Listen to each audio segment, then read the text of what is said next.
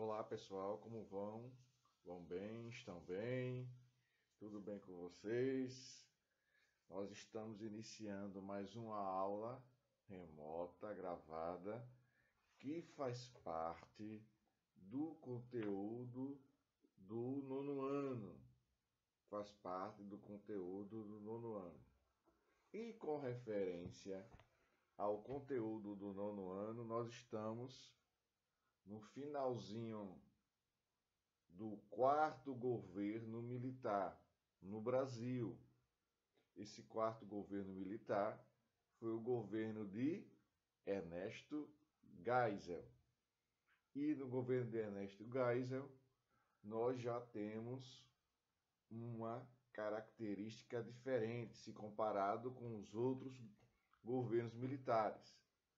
É que já se tinha uma noção que o período do governo militar estava próximo do fim. Tanto é que a fala de Geisel e a abertura lenta e gradual e segura dava indícios de que o governo militar estava próximo do fim, pois eles já tinham essa noção de que não fazia muito sentido alongar, ter mais dois ou três tipos de governo, não é?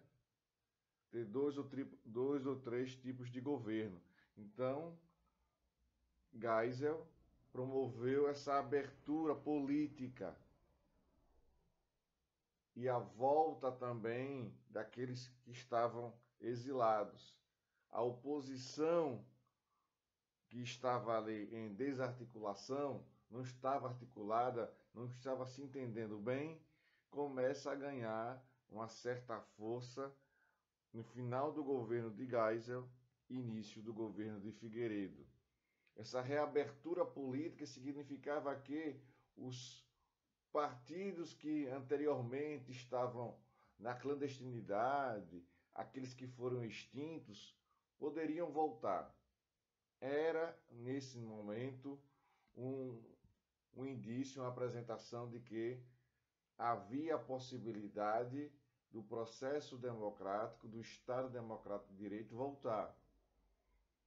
Não vai ser do dia para a noite, vai ser, como ele coloca o slogan do governo, no finalzinho do governo de Geisel, uma abertura lenta, gradual e segura. Aqueles generais que arquitetaram o golpe através da Escola Superior de Guerra, do grupo de Sorbonne, chegam à conclusão, inclusive Golbery Couto e Silva, que não é presidente, foi ministro, mas tem uma interferência muito grande nesses governos militares, também pondera, também defende a ideia de que já não fazia muito sentido alongar esse período militar, alongar esse regime militar. Então, vai haver algumas situações em que vão se apresentar evidências de que o governo militar estava próximo do fim. Não é verdade? Isso. Muito bem. Então, a gente começa a entender o surgimento desses partidos já no governo de Figueiredo, quando o Geisel assina a possibilidade da volta desses partidos, já foi praticamente no final do governo. E o Figueiredo, que foi o último presidente do governo militar, ele dá prosseguimento a essa abertura, vai ter a possibilidade de promover, permitir, aliás, a volta de partidos como o PMDB, partidos como o PDS, PDT e na década de 80 ali o PT também surgindo por volta de 80 e 81. PCdoB também retornando. Pronto. Esse arcabouço, essa conjuntura política já denotava uma possibilidade muito grande de retornarmos às questões democráticas, o Estado Democrático de Direito. Até que, em 85, foi votada a emenda das diretas já, para que a população brasileira pudesse ali escolher os seus governantes. Mas nós vamos chegar lá nessa situação. Antes de mais nada, convido vocês para abrir o nosso livro na página 269. 269, não é? Diz assim: o governo de Figueiredo dá abertura política às diretas já. Olha aí, não é? Figueiredo era um presidente que não era muito dado ao traquejo político, não era muito articulado politicamente, né? Não tinha, alguns brincavam nesse período aí, já tinha umas críticas super subliminar, não de forma direta, através dos programas humorísticos, se tinha uma certa abertura para fazer essas críticas. Ele dizia-se que ele não gostava do povo, que gostava mais de cavalos do que do povo. Criou-se essa questão do imaginário. Ele havia prestado serviço ao CNI, que é o Serviço Nacional de Informação, uma agência, não é, secreta, para verificar o que está ocorrendo de conspirações, de atitudes subversivas aqui em nosso país. Então ele trabalhou no CNI. E vai ser um presidente que não vai ser muito afeito às entrevistas, a aparecer em público, tá bom? Vamos lá, página 269, diz assim: a chegada de João Batista Figueiredo à presidência do Brasil foi marcada por uma clara tentativa de reabrir a política, principalmente pela própria pressão dos Estados Unidos, que defendiam novamente um mercado aberto baseado na liberdade política e econômica. Então, percebemos aqui que a mudança de postura do governo brasileiro é oriunda também da questão do contexto internacional, porque isso, muito bem, os Estados Unidos não viam com muito bons olhos essa rigidez e queria cada vez mais que a abertura do mercado brasileiro ocorresse e fatalmente fosse favorecer os próprios americanos nessa conjuntura capitalista. Prosseguindo então, temos aí: as ditaduras na América Latina cumpriram a função específica de impedir que os soviéticos crescessem, se fortalecessem, o que ameaçaria os interesses norte-americanos. No entanto, nos anos 80, a União Soviética já caminhava para uma abertura política e econômica, principalmente por meio do presidente soviético Mikhail Gorbachev. Dessa forma, para os americanos, não havia mais sentido em manter ditaduras militares. Assim, a América Latina e particularmente o Brasil deveria buscar esse caminho. Seguindo essa linha de ação, o presidente Figueiredo criou a Lei de Anistia em junho de 1979, a quem havia sido cassado. Não tinha caráter geral, apenas parcial. Então, em 79, Figueiredo complementou a fala de Geisel quando assinou essa lei de anistia geral, apesar de não contemplar, de não favorecer a todos.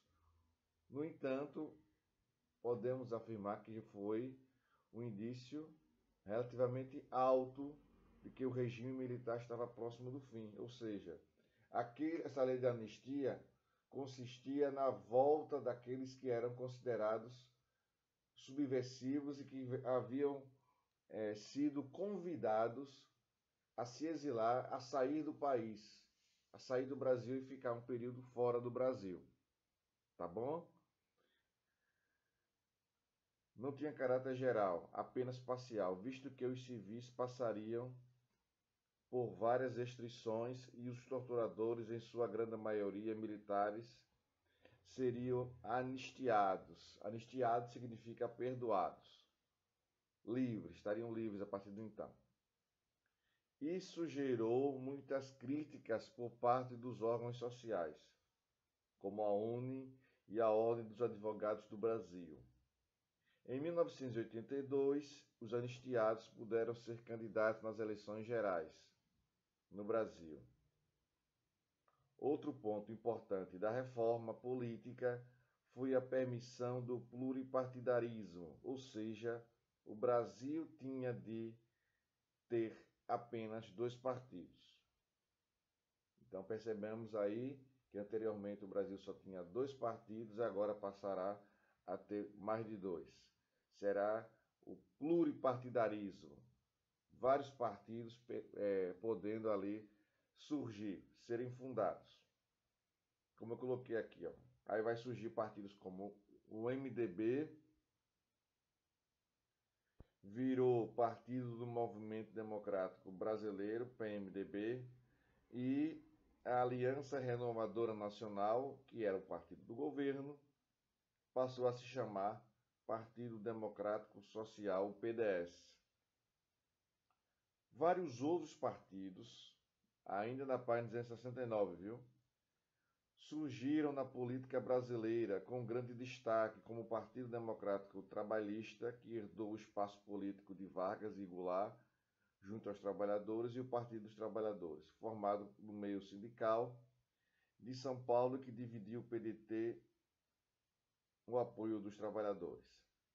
O Partido Comunista do Brasil também se reorganizou nessa época.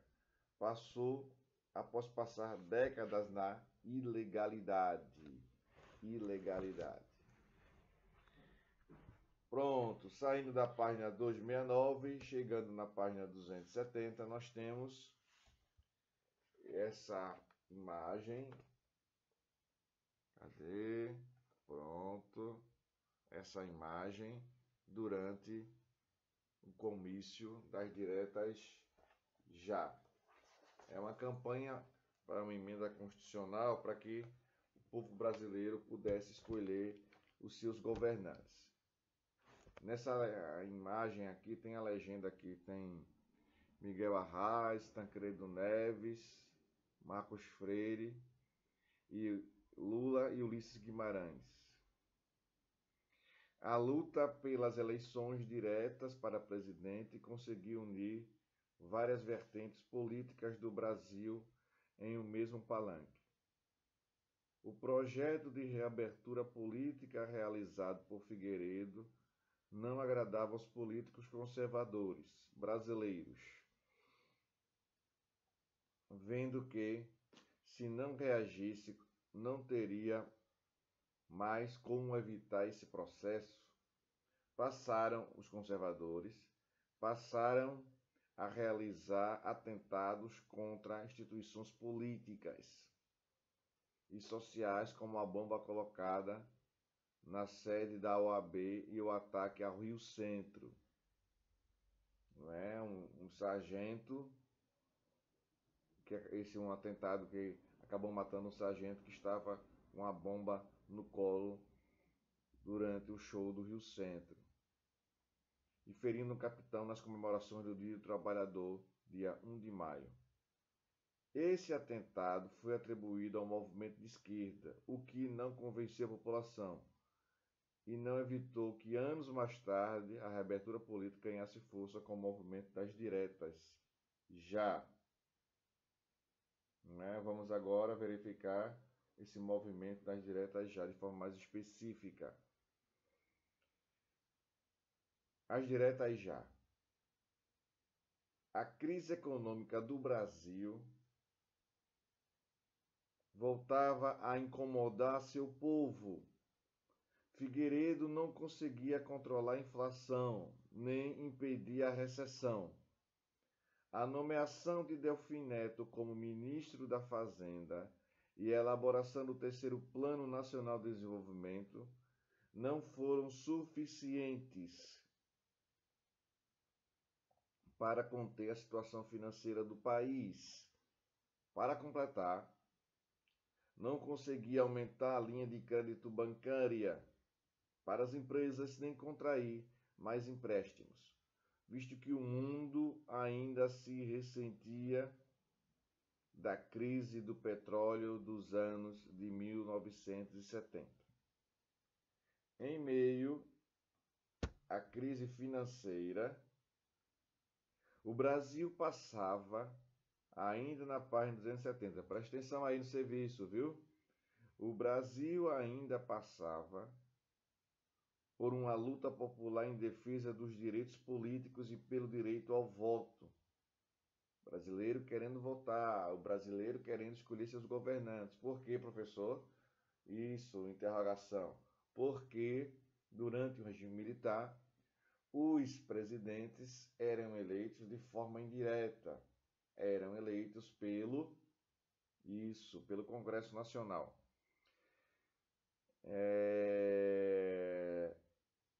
Foi daí que surgiu um movimento conhecido como Diretas Já. O movimento incluía políticos de esquerda e direita, como o sociólogo Fernando Henrique Cardoso, que viria a ser presidente do Brasil nos anos 90. Luiz Inácio Lula da Silva, que tinha origem sindicalista e se tornou presidente do Brasil em 2002. Ulisses Guimarães, moderado político, defensor da reabertura política, e Tancredo Neves, que havia sido ministro da Justiça de Getúlio Vargas, não é? Foram esses nomes que contribuíram para o processo democrático no Brasil.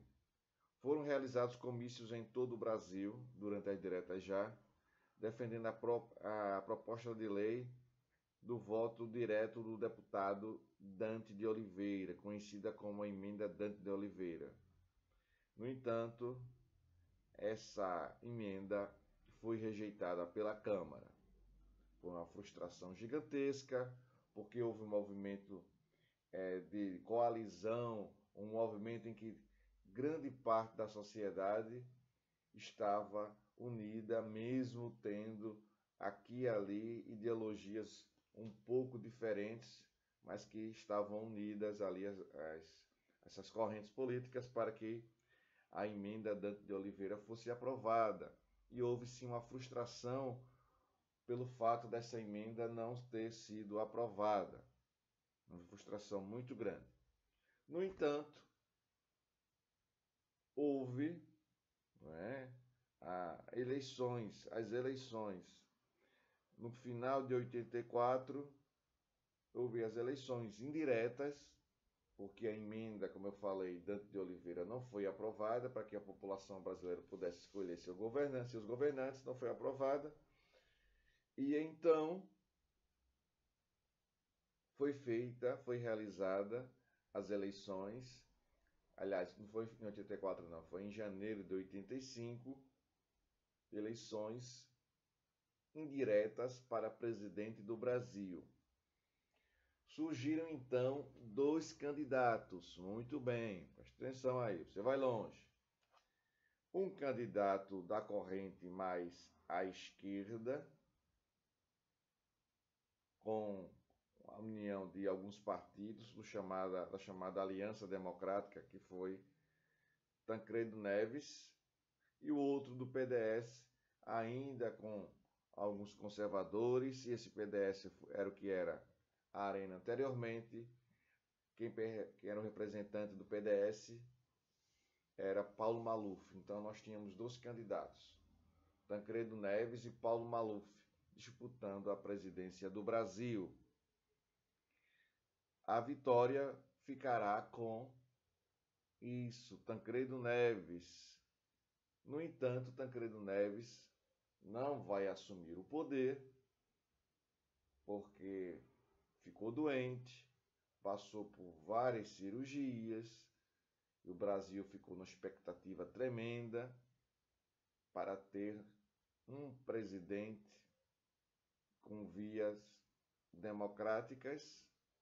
No entanto, após várias cirurgias, o assessor Antônio Brito, assessor de imprensa, veio à bancada onde ele prestava sempre, divulgava ali sempre o boletim médico, que ele não era médico, recebia da junta médica um boletim por escrito, e ele relatava aquele boletim. E eis que em 21 de abril de 1985, Tancredo Neves veio falecer devido a um câncer intestinal e uma infecção hospitalar.